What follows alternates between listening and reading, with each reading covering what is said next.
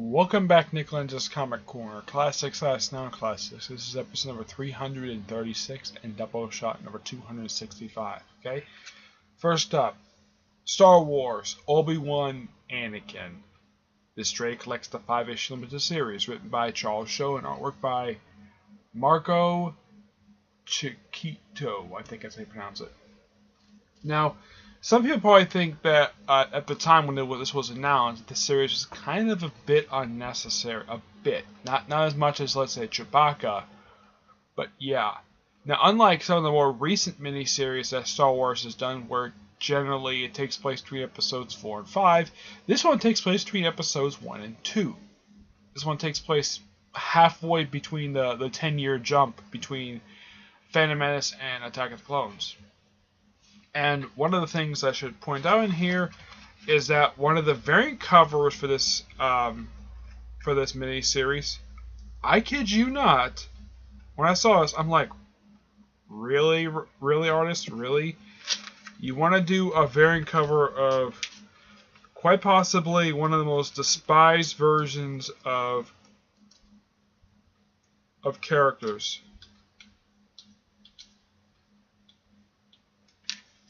There we go. A variant cover featuring Jake Lloyd, the first actor to portray Anakin Skywalker before he became Darth Vader. Now, what I've heard, now the complaint about him is that his performance was fine. It says that his dialogue was so wooden. His performance was described as very wooden. I kind of believe that, per se. I mean, Obi-Wan Kenobi, nobody had a problem with him at all. It's just that Anakin people had complaints about. But, yeah. And here, he's written to be perfectly normal. And apparently, and this is something never mentioned in the movies, apparently after being a Jedi for 5 years, apparently he wants to leave. For some reason. I don't know. And there's flashbacks showing this, and apparently he gave up his lightsaber and wanted to do something else. He wanted to take a break from his training. I don't get why, but okay. And pretty much the mission, the story in here, that's just a flashback stuff. The main story is Obi-Wan and Anakin going to this planet, which is very steampunk-ish, with mixed with futuristic technology, and they want to stop a war. Okay. And, of course, Anakin runs into gorgeous women. One thing Anakin is known for is falling for gorgeous women. Padme Amidala is one of them.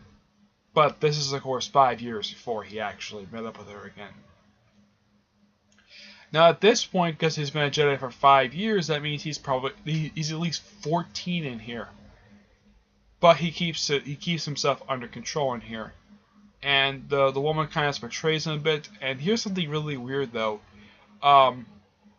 When he mentions to her this woman, these two ladies, they show up at the end of issue 1, he says they're Jedi, and she says, "What the heck is a Jedi?" It's like they've heard of the Republic, but they've never heard of the Jedi. I'm like, the Jedi are the most high-profile people in the galaxy, and yet these people have never heard of Jedi.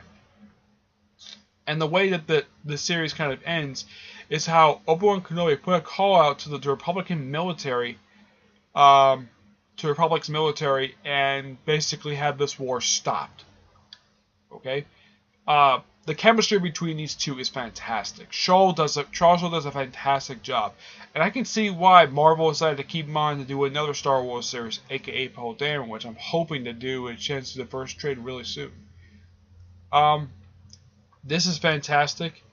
I give it a 9 out of 10. It's a great mini-series. I highly recommend pick up the trade. I mean, it's not like it's one of the ongoing series. It's only a quick 5-issue mini-series.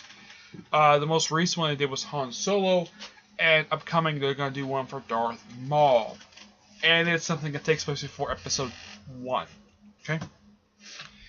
Next up is Captain America Civil War Prelude, which contains the Captain America the Prelude miniseries, which is 4 issues and named for the comic. Plus, of course, they threw in here the first issue of the original Civil War event. Now, here's the thing about Civil War Prelude. It's an adaptation of Iron Man 3 and Captain America Winter Soldier. and it's a rushed job. Yeah, they rushed through these two movies really quickly. Now, yes, there has been adaptation. I think there has been adaptation. I don't know, but yeah, for some reason, even though it's an adaptation of two movies, the writer reads the dialogue really well, but they rush through these two movies, and they cut out a lot of really good stuff by the movies. The Infinite comic is set directly before Civil War, and that's fine. It's actually really good. The miniseries itself, the Prelude, artwork, it's great. Now, it's written by Will Corona Program. I think that's how you pronounce the guy's name. Yeah. Will Corona Program, with artwork by Seisman Kurowski, who does the first two issues, and Lee Berganza does issues 3 and 4. The Infinite comic, the Bucky story, is done by Lee Ferrezza. Romulo is done by Gordon Sakuza, and Captain America story is done by Gamoko Moran. I think that's how you pronounce the person's name. I mean, they do the adaptation okay, but they just rush through these two movies and then just that's it. That's the way it is with the 4-issue miniseries. The Infinite comic that's set directly before Winter Soldier, that is really good. It's a really good story to read. It was kind of interesting they threw in the first issue of the original Civil War event. Yeah, despite how controversial the miniseries is, the event is, but I don't have a really big problem with it like everyone else does. I like the miniseries, I just don't love it. But as for this miniseries, the Prelude one, I like the way it was with the Iron Man 3 Prelude. That was good. This artwork is fine, perfectly fine. It's just that one of its big problems is that the pacing is rushed. I mean, this is supposed to be the build-up to Captain America Civil War, and the first two issues are an adaptation of Iron Man 3, a very rushed adaptation of Iron Man 3, where they cut out a lot of stuff, including the little kid who was actually in the movie, who was actually one of the more interesting characters in the film. And, of course, they cut out a lot of stuff with War Machine. They cut a lot of stuff out of here. It's like, okay, you want to build a prelude to the actual movie, fine. I read the one for Ant-Man. That one takes place directly before the actual movie, because at the start of the film, he's just getting out of prison. Okay, that one is a good prelude. This is not a good prelude because it's an adaptation of two different films. Winter Soldier is a good film. Iron Man 3, for a lot of people, it's a mixed bag. Some people hate it, some people kind of like it. I don't have a problem with the movie like everybody else does. My friend Edgar does not like what they do with the Mandarin. He hates that very much. But Marvel kind of apologized for that with the short film All Hail the King, which kind of apologized for it and say, yeah, there is a Mandarin out there, a real one, and the guy posing as him is going to be taken to him. Yeah, but as for the adaptation of this, I'm like, really?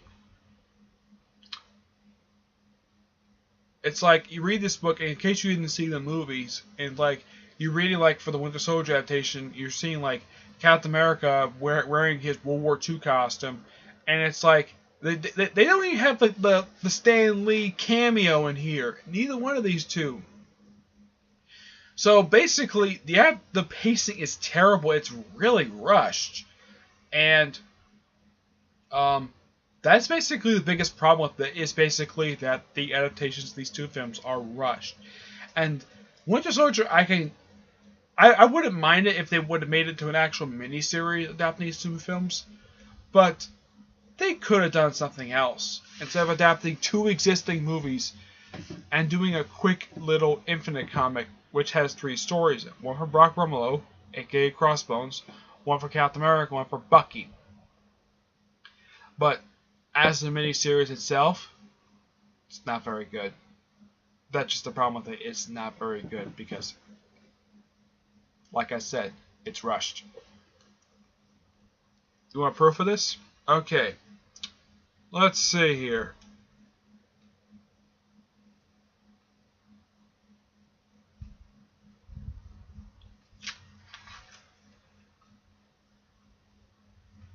We have this really interesting scene from Captain America Winter Soldier, and it's done in one page.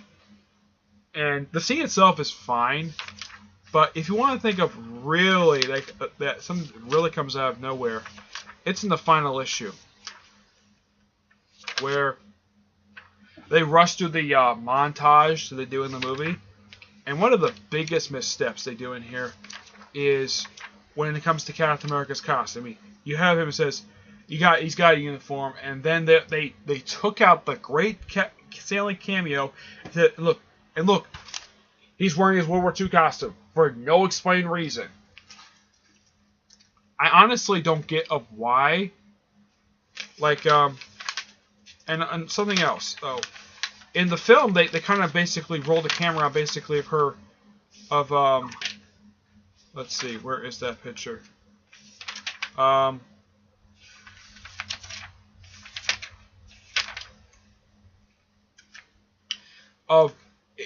montage of what happens afterwards, and they rush through it. That's just the problem. The artwork is great, just that the pacing is terrible. I get this an 8 out of 10. I take off an extra point simply because of the rushed pacing. Okay? Alright, that's it for this episode.